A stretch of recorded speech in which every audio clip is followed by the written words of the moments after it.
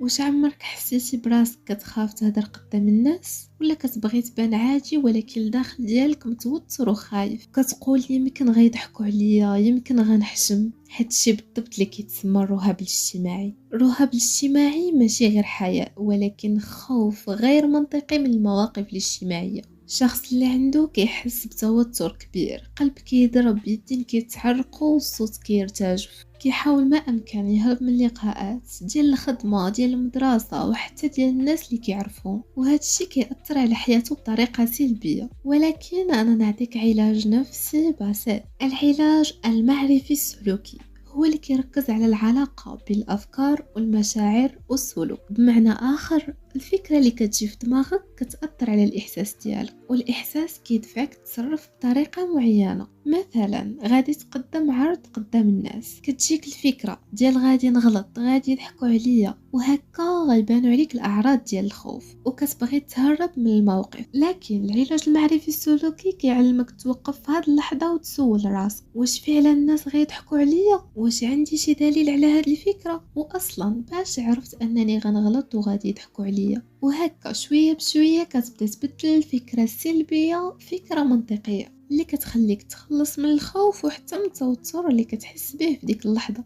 اذا الا تخلصتي من الفكرة السلبية غتخلص من الخوف، وإلا تخلصتي من الخوف غتخلص من الرهاب الاجتماعي.